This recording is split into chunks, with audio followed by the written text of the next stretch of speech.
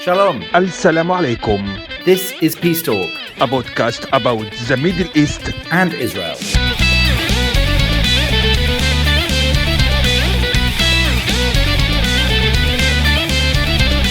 I'm Jonathan Sacerdoti, a Jewish journalist in the UK. My name is Moataz Mizo, Muslim, Egyptian journalist, raised in Egypt and come here in London. This is our brand new podcast, so welcome.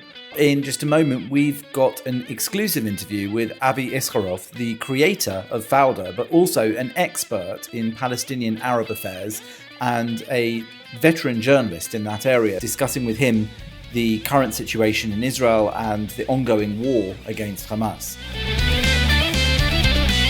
But before we get to that, let's just talk a little bit about you and me. Mizo, you and I met, I don't know if it's over a year ago now, probably nearer 2. 2 years. Yeah. Yes. And it's when I was doing some work that involved Arabic, and you were somebody I knew as an Arabic translator in the beginning. But I think as we got to know each other, I realized that there was a lot more to what was going on with your presence here in the UK than that. You'd come here, I think, to study at SOAS. Exactly. And you came from Egypt, where you were working in one of the main newspapers. Al Ahram newspaper.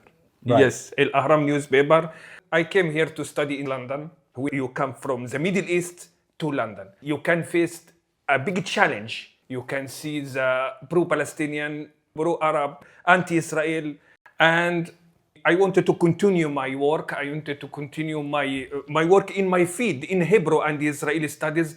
But here is the big challenge if you study Israeli issues in Egypt, for example, you can only meet with Egyptian teacher, with Egyptian professor. But here, when you talk about the Israeli army, for example, you can see Israeli officer. This is London. So let me ask you, because obviously you came here to study, Okay. and as you said, you had the opportunity to engage with more people directly from the Israeli side of things, which is a great interest of yours. Now, I was really interested in the piece that you did in the Express, where you wrote about your background and your upbringing in Egypt, because Egypt and Israel have been at peace for decades, officially. Yes. And yet what you wrote in the piece was that you had an experience growing up in Egypt since the 80s, really, of anti-Semitism sort of deeply rooted in the religious education you were given, but also it sounded like in the political education, generally speaking, there's a peace, but it's a cold peace. It's not a real one. It's a frozen peace. If you take about the peace between Israel and Egypt, it's about the president and the prime minister office, and also between the officers. But you can't see the people which can create a peace. The real peace, it's my son, it will be your son. This is the real peace. And this is what happened, for example, between Israel and UAE. There is a children which encourage peace. In Egypt, when I was only child, and go to our sheikh in the Friday pray, Allahumma attaqim min al-Yahud, we want to destroy them. They are the big evil. They are the big cause to all the world. Preaching Jews are the big evil. There is Azhar magazine in the last edition. The last edition, it's named Al-Yahud, the enemy of the world, and cause all the problem to the world. This is an official magazine, which now you can see it in the street in Egypt. This week. This week, I have a copy. And this it says, week. and so what we're dealing with really, and it's what you were writing about, is that there is officially peace, but it's a piece of officials. It's at the top level, and that when it comes down to the society, you'll get magazines, individuals, people, mosques, where there's still absolute hatred. The hate of Israel. I think, Joe, the hate of Israel is a trade in Egypt. There is like goods you can sell, and it's. So, how did you come to be such a bad businessman in that trade? Like, what was it for you? You know, you seem to me to be extraordinary in that respect. Exactly. So, what inspired you? You grew up with the sheikh in the mosque, and they come from Suez. Suez is a city which hate Jewish and they hate Israel. And my uncles hate me because I learn Hebrew. Why did you learn Hebrew? What made you into the Okay. Mizo I have here with me now, that we're friends. How did that happen? I love the Palestinian case and Israel and the Middle East crisis. As a result of that, always my father tell me, if you wanted to learn anything about any people, you should learn their culture and their language. I have Arabic and I know Palestinian, so it's a big challenge to go to Hebrew studies and to learn Hebrew and to see the Israeli culture, Israeli museum, Israeli films. Here I can see every day Israeli films, but in Egypt, So just to be clear, your father was telling you to learn about Israelis. to learn about the language to the case which you want to learn, which you love. So because you had an interest in the Palestinian cause, Exactly. he recommended that you should learn Hebrew and about Israel. He grew up in Suez. You know, in Suez, you go to work in the port, to work in the goods. Right. But there is some French women which they worked with their husbands in Suez Canal. They established a small school, and as a result of that, my father is the only educated persons or whole brothers. So he go to France, and he knows some Jewish. In France, you can see Jewish everywhere, like here in London. So when your father did this, did he have in mind that you should become what you are now, or was this a surprise to your father? Yeah, exactly. But see, Joe, in Egypt, a journalist syndicate punish me because I make interview with Israeli director Sigalit Banai. I want to make interview with any Israeli without anyone punish me. I wanted to give. I always said, give the Israelis the right to live. Give the Israelis the right to live together. We wanted to live together. What is the problem? You were met with resistance with that. People didn't like that attitude. I meet with some characters which, if they face a problem with his wife, he said that is Jewish. They cause this problem. Anything. For example, here, if you see the Arabic newspaper, every day they attack Israel with reason or without any reason. Every day. In Israel, there is more than million Arab. And you know, in Israel, you can find 400 mosques. I remember in the first day to me in Al-Ahram, the editor-in-chief crowd, what you say? Muhammad Baraka, member Knesset? I said, yes. He said to me, Habibi, Muhammad Baraka, member of Palestinian parliament. I said, no. There is Arab in Israel and there is Muslim. And really? this is your editor in the newspaper? And the editor, my boss, okay? And he didn't know? They don't know there is Arab in Israel. I mean, that's extraordinary, right? And this is a normal situation because Egypt closed the door between the Israeli people and Egyptian people. This is normal. Amazing. Now, in what is hopefully the first of a series of interviews that we're going to be doing, I'm really pleased that we've got joining us on the line Avi Issacharoff, who is not only a veteran journalist of Palestinian and Israeli affairs, but he's also the co-creator of the enormously successful TV hit series Fauda, which right now is actually seeming somewhat prophetic with the various goings-on that happened in that TV series, which incidentally was much loved not just in Israel and in the UK, but also in many Arab countries. Avi, welcome to Peace Talk. Thank you very much for joining us. Firstly, can I just ask, how has it been for you experiencing this dreadful war so far? It's pretty terrible, I must say. Because, war is terrible. And this war has been forced on Israel from the very first day, from October 7th, with so many casualties, civilians, military, then also many Palestinian civilians that were killed. And on the personal level, I had someone very close to me that was killed also during the battles in Gaza. So it is a terrible war. I'm so sorry to hear that, and I wish you long life. I send my condolences, and of course to anyone and everyone who's lost someone in this horrible war. Now, You have experience as a journalist, factually, in this area, but also as a creator of this incredibly popular drama. I wonder if you see any crossover at the moment in what's just happened. It seemed so extraordinary what happened that it felt like it was something straight out of Fauda.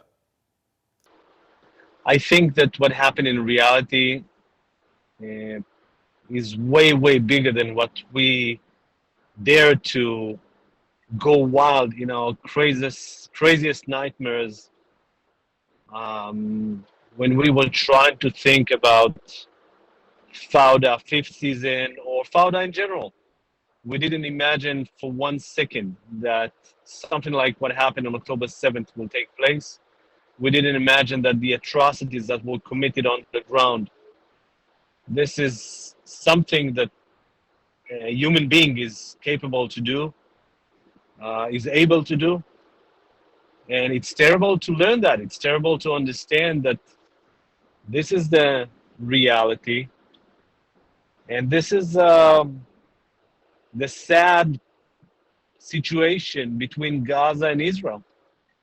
And, I cannot even find the words to express my shock from what happened on October 7th till today, 52 days later.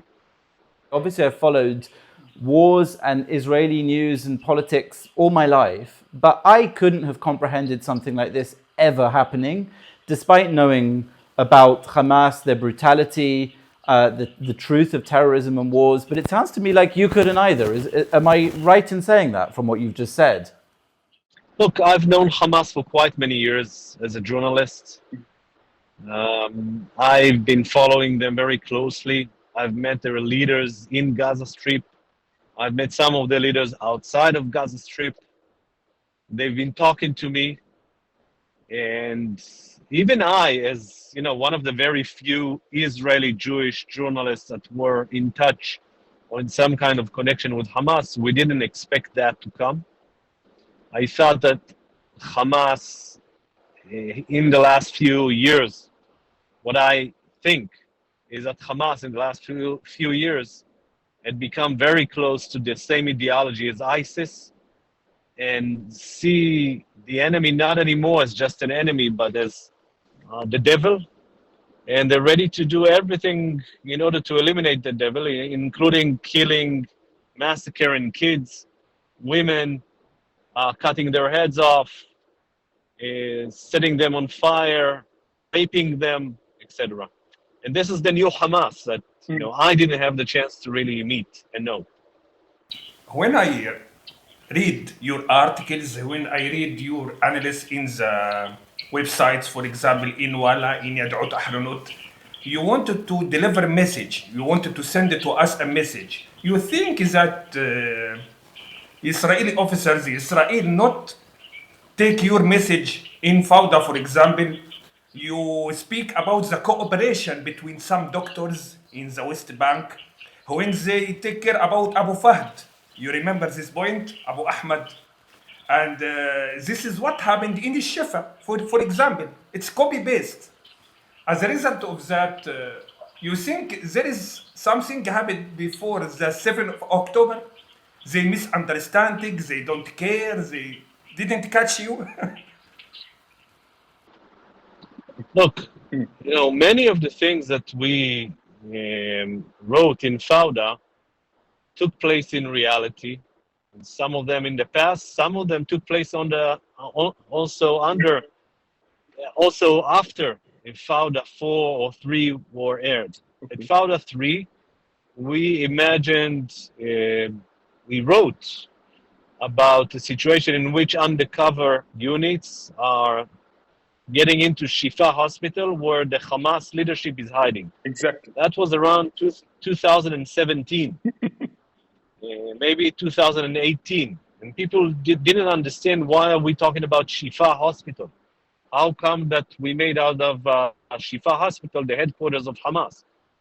But today we know that this is the true reality, that Hamas made Shifa hospital a huge HQ headquarters for their leaders, a huge tunnel network underneath the hospital that was just uncovered a few days ago. And it's quite amazing to see this in reality, though it was in fiction, so-called. But this is the game that Fauda is playing. Fauda is a kind of an attempt to walk in between fiction and reality. Okay. I mean, obviously there was a massive failure of intelligence before the 7th of October. With your background and your knowledge and your contact in the past with Hamas leaders, as you say, how could this have been spotted? And in fact, how could it have been missed? There's all the reporting that's come out in the last couple of days about the actual videos that Hamas uploaded of them carrying out actual training that was directly relevant to this publicly online. How on earth could Israel, the might of Israel, with its intelligence and military, how could this have been missed? I was asking myself this question today. What would be worse if Israel intelligence didn't know a thing about this thing, or that the Israeli intelligence knew it all and ignored? And I'm sorry to say that what we were learning in the last few days is that the Israeli intelligence knew about everything. That the 8200 unit of the Israeli intelligence intercepted this whole plan of war that Hamas had, one after the other, like all the different actions that were taken on October 7th, they had it. They had it a year ago. They watched the training. They knew about the drills and the training, etc. Some intelligence officers warned that Hamas is preparing for a war. But the fact that the commanders of this intelligence decided to ignore and said, no, this is not true. This is fiction. It's a kashkut. This is yes. Yes, this is something like Fauda. Yes, exactly. It's not real. And you read it, and you read the warnings that were written by officers from lower ranks, okay? Not high ranks, but sergeants and lower rank officers. They wrote specifically about what's going to happen. And this is exactly what happened one after the other on October 7th. And it's astonishing. It's not less than amazing to understand that the Israeli intelligence had it all and decided to ignore. Do you read into it incompetence or malice? No, I think that this is a kind of a conception, a failure of conception that Hamas is not planning for a war, that Hamas is interested in economic flourishing or development, and Hamas is just interested in sending more workers, Palestinian workers from Gaza, into Israel, prosperity. Even if one subscribed to that, what was the reason for the military drills and all of the intelligence showing that at the same time they were planning this war? Again, now we're very smart. We're all very smart. But the bottom line was that everyone thought that was just kind of a show off. Right. Shooting a few shots, jumping from wheels, trying to build deterrence against Israel, but not more than that. And again, it wasn't one drill, it wasn't two drills. Yeah. And every time that they made those drills, the same lower rank officers watched it and warned, listen, they are preparing for a war. And someone decided to ignore that. You know that many Arabic audience see Fauda. Yeah, I know that the Ministry of Foreign Affairs in Israel authored to see the film which they take some shoots from what happened in 7th of October. If we prepare a film about the 7th of October, you think it's a good idea to create a film or to make a film like that about what happened in 7th of October? I myself, I'm trying to make these days kind of very short documentary of 9 minutes that will just explain what happened on October 7th, because I think that most of the world doesn't understand. Most of the world is still busy with, going to demonstrate against Israel and crying out like free Palestine, although they don't really understand that Gaza is not Palestine and Hamas is not Palestine, and there is no Palestine till that day at least. So I think that one of the most important things is that people will learn more about what happened over there, about the catastrophe, about the 1,400 people that were killed, about the 240 people that were kidnapped into Gaza, including a 9 months old baby and an 85 years old woman. This is not war. This is an atrocity. That footage, I've watched it, and I've watched a lot more as well, besides, of what happened on the day. It seems impossible to communicate that to people except through them seeing it. And it's so brutal and horrific that you don't want most people to have to see that sort of thing. So how will you tackle that in a film that you're hoping to make, which presumably won't be showing all of the gory details? What do you think is the right way to communicate the root cause of this current war, which is that brutality and sick, sort of savage pleasure that those Hamas terrorists had in what they were doing? How will you get that across? I'm not sure that I have a good explanation or a good solution for that. I can only say that I'm not trying to change people's point of view that are totally determined that poor Hamas just had a kind of a nice vacation in Israeli territory and by mistake killed 1,400 people. That's not the aim of this film. I'm not going to affect these stupid people, ignorant people that don't understand what happened over there and decided that Israel is the aggressor. So they are not the aim. The aim at the end of the day is the people that really want to know the truth, people that want to understand what happened over there. The people that think that they know it all, this is not the aim of this movie. It's interesting what you say about two different audiences. I agree with you that those people who don't want to know will never want to know, or will never want to see the truth of it. They'll always have a conspiracy behind it. But in terms of communicating as broadly as possible, because I think that Israel needs a broad understanding across the world in order to be able to deal with the problems it has to face. You've got a foot in both camps, both in fact and in fiction. Do you think that drama has been a useful tool in that respect? Do you think, for example, that Fauda managed to communicate to some of those people, whereas the facts and the news may have not been as good at doing that? There's no doubt that sometimes drama is way more useful in trying to explain to people what happened. Even I, as a kid, I remember myself watching an animation TV series about the way that the globe was created, about the way that the world has been created like thousands of years ago, about ancient times, about the history. I've learned it all through animation comics for kids because it was easier for me than, just to go to, I don't know, a school and some teacher would teach me about the history of the world. So, of course, sometimes TV or movies are way, way more useful in that. How do you see this ending? We're very much in the middle, if not the beginning of this war. What do you think is going to happen next? The truce, will it be extended over and over until more hostages are out? Will the military be able to go back with full force, or will Biden and other international forces stop them? What's next, and how does this end? I don't know. Honestly, no one can tell right now. I don't think that the government in Israel can allow itself, politically speaking, not to continue with the war. I think that they might continue with the ceasefire for a couple of days, for a few more days. At the end of the day, if Netanyahu won't renew the war against Gaza, against Hamas, that will be the end of his government. So this is a man that, above all, it's very important for him to survive politically. And this is why I think that there's no doubt that the Israeli government will continue the war.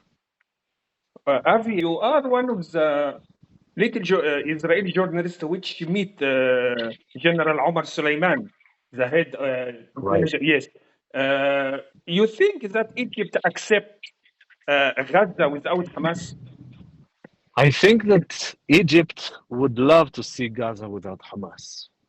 I think that Hamas is part of the Muslim Brotherhood, and it's not a secret that the Egyptian regime in Cairo and the Egyptian president, they are not much fond of the Muslim Brotherhood, and that's the understatement of the year.